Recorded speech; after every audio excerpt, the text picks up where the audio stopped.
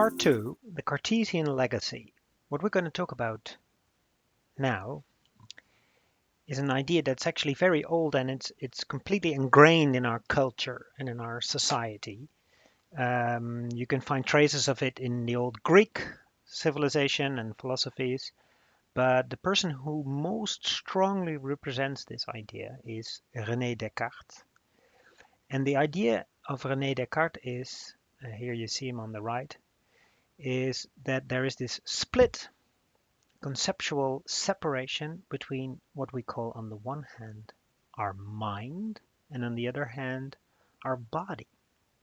So what is this split about? Well, in common sense and in the way we talk about things, you can see it everywhere, right? So we have this natural idea that, this intuitive idea that anything that has to do with ideas, our thoughts, things you desire, things you wish for, things you say you need, your opinions, everything we associate with knowledge, with information, but also even with feelings, emotions, perceptions. I mean, you can make a split between information and cognition on the one hand and emotion on the other, but everything that has to do with feelings, with psychology, but also even the social stuff, all of that we associate with sort of one side of the coin, and then the other side is the physical world.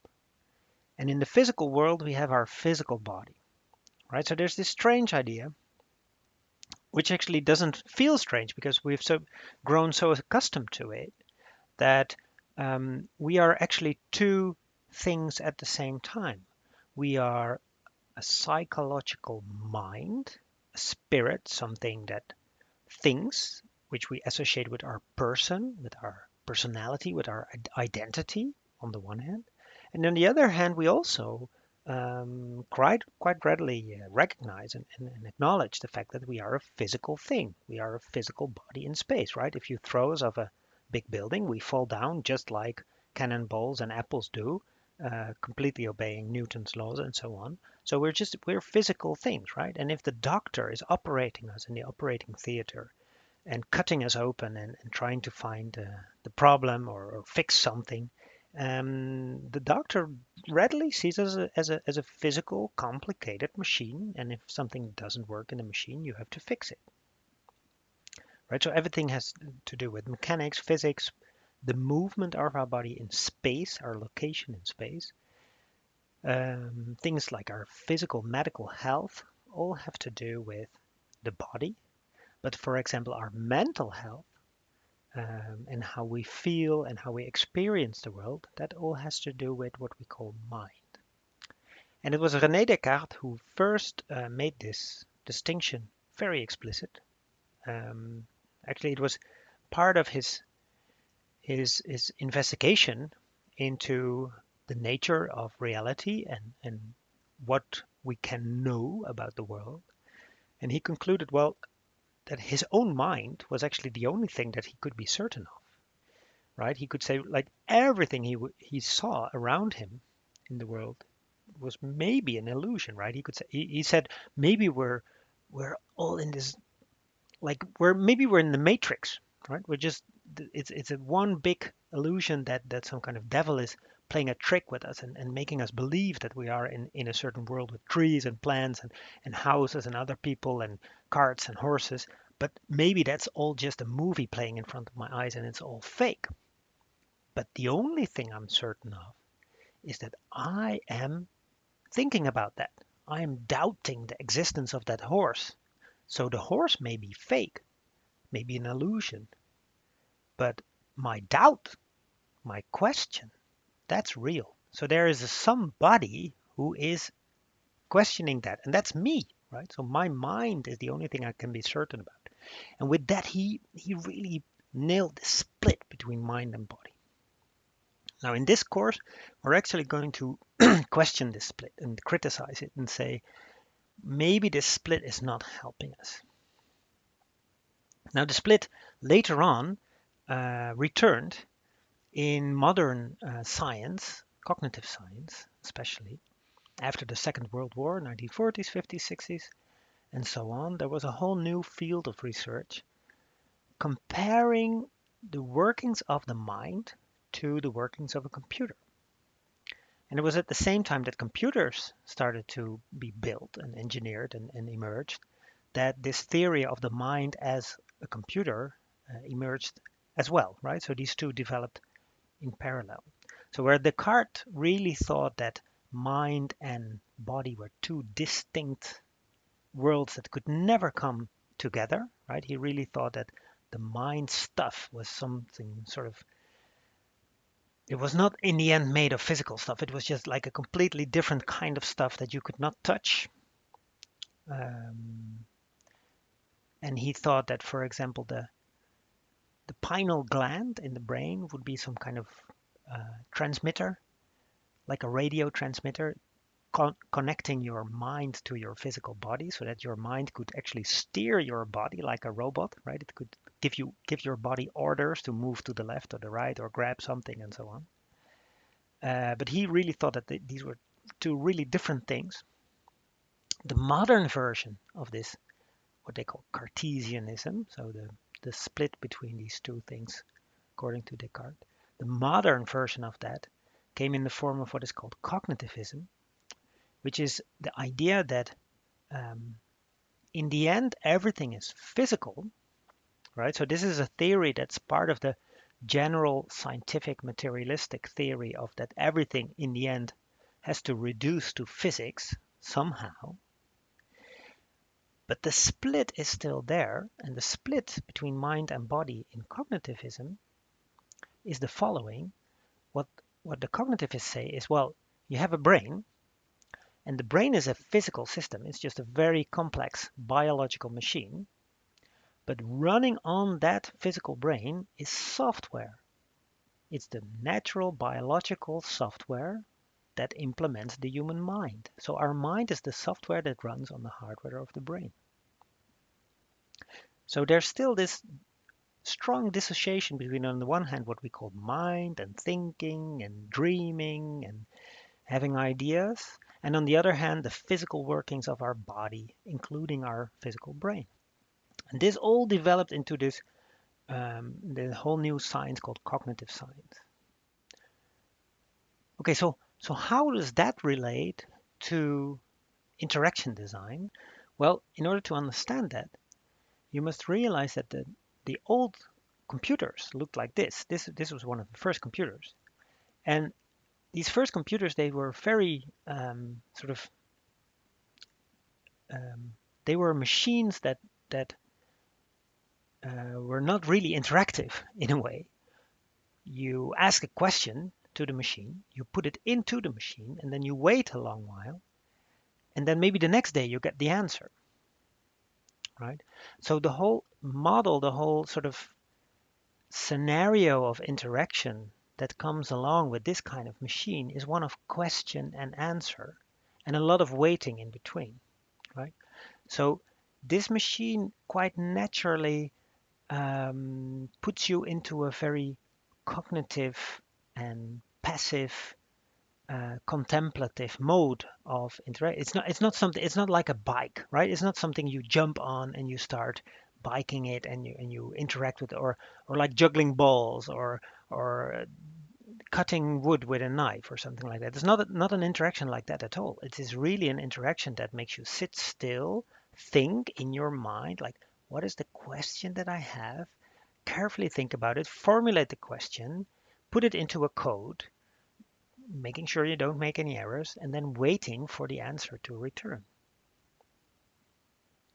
And of course, it's mostly scientists, mathematicians, people working on those kinds of machines, right? Now, the funny thing is that that same kind of logic of asking a question and getting an answer and being really in sort of linguistic mode, like using language and code to communicate with the machine, remained when those machines became much more available in all kinds of workplaces. So now it was no longer a machine only for mathematicians or scientists that had to solve different, very difficult, complex mathematical equations. Now the computer just became available for all kinds of office work. But you see in this picture in the 1980s, 90s, that these cubicles where people worked, they really neglect everything that has to do with the body, right? It's all mind. The computer really became a machine that was targeted at our mind.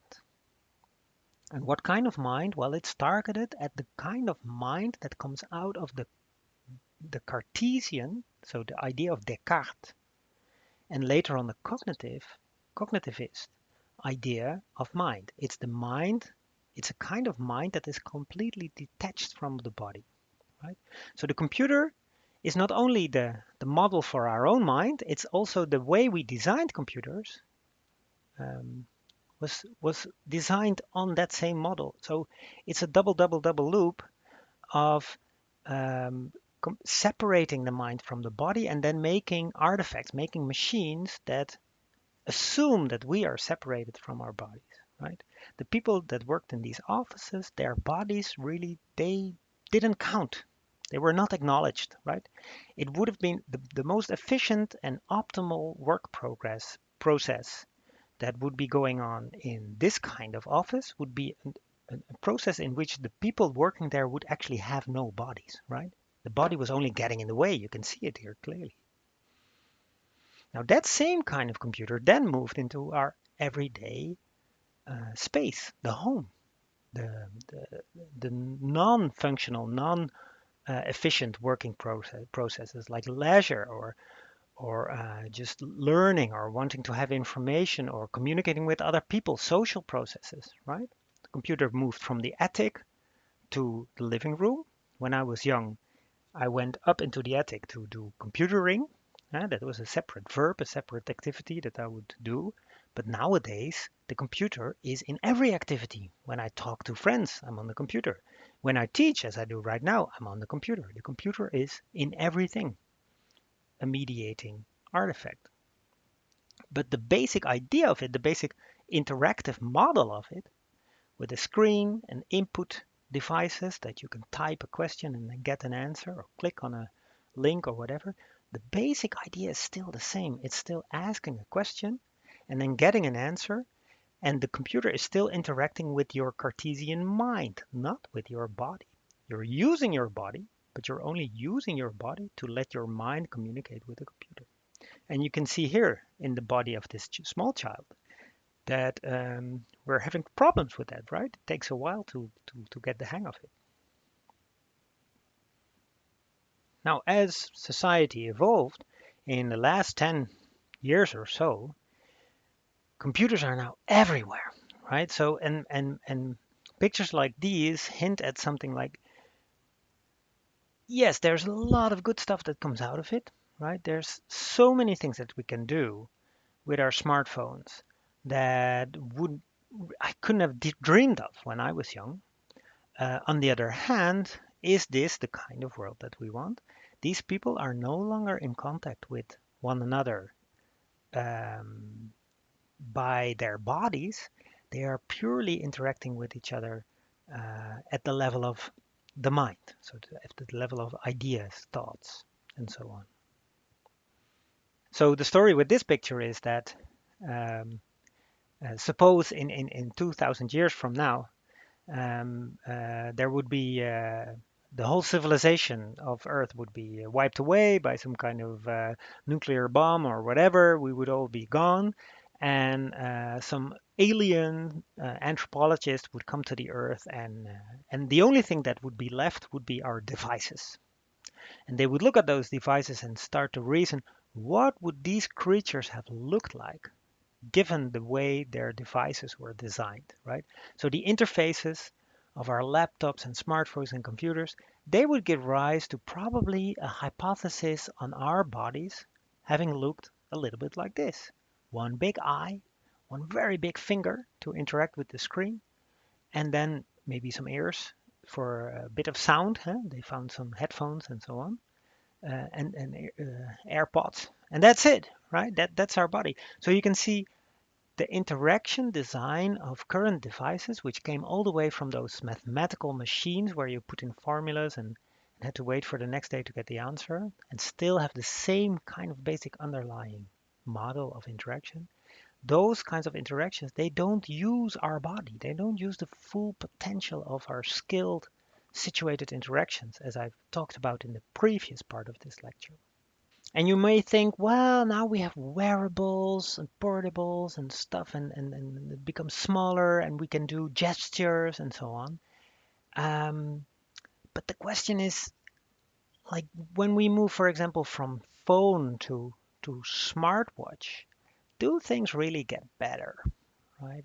I don't think so. Maybe at the moment we're in a phase where things actually are getting worse, right? We're not making use of the possibilities of interactive technology, and we're making it even more difficult to interact with our devices, even though we can carry them around or put them on our wrist, right? We're struggling as designers, and basically this current situation is that we basically have no clue what to do with interactive technology and how to move forward into the right direction. We're not going to walk around with these things and look at the little screen all day, right? That's not an ideal situation. We can do so much more. We can do so much better. I have a worry when people are really no longer present in the world that their feet are in, when they are no longer experiencing the atmosphere of the actual world that they're in, and they're only looking at the screen, right? These two girls that I've been observing for a while, and when I was on holiday, they actually did not look at the Eiffel Tower once. They only looked at their phones. Yeah, call me old-fashioned, but I think there's a problem with that. Another problem I have with education, and we're in that situation right now, is absolutely urgent. There's so much good stuff you can do with digital and online education, and I'm really impressed by how both the schools, the elementary school and high school of my son, and also our own university, how we're coping with this coronavirus situation that we're in right now, and how we're massively moving online. So that's all very nice and cool, but let's not forget the mind in the Cartesian sense, like this abstract thinking, thoughts, ideas, information, data.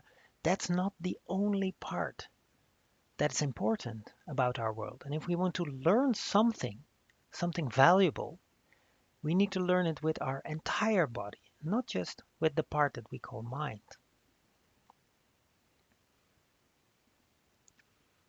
And then there's even this sort of feedback loop onto our own body. If we start to measure everything, which we can now do with the Fitbit and what have you, measuring our heart rate, our step rate, our skin response, our blood pressure, and everything.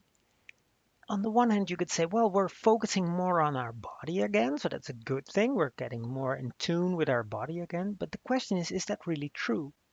Or is it the case that all these kinds of technologies make us go further away from our body because we sort of turn our own body into an object? We sort of distance ourselves from our body through these devices. You could say we're making our mind even further away, move further away from our body, because through these Fitbit devices we start to look upon our own bodies as objects to investigate and get data from. Many people are thinking about an autonomous car as it's going to be some kind of space that you're in, and you have nothing to do because you don't have to drive anymore. So what could you do? Well, maybe you could read a book or something like that, right? Well, that's fine, but we already have that kind of device, that kind of transportation means. It's called a train or a bus, right? You go into it, you sit in a compartment, and you're not the driver, so you do something else. That's all fine. But the skill of driving is just one example. But in many kinds of activities, we're sort of taking ourselves out of the loop, and we're making the machine do the whole task. But the the consequence of that is that we are no longer engaged ourselves, right? So there's this whole notion of de-skilling. We're sort of effectively turning ourselves into non-skilled living beings that can't do anything. And how can we design interaction in a different way so that your own skill and your own development and learning still matters? So where to go from here?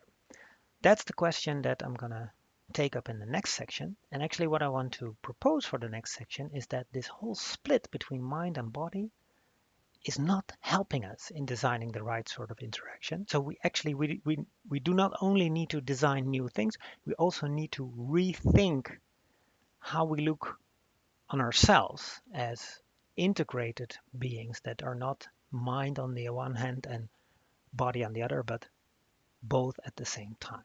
So that's what we're going to take up in the next section.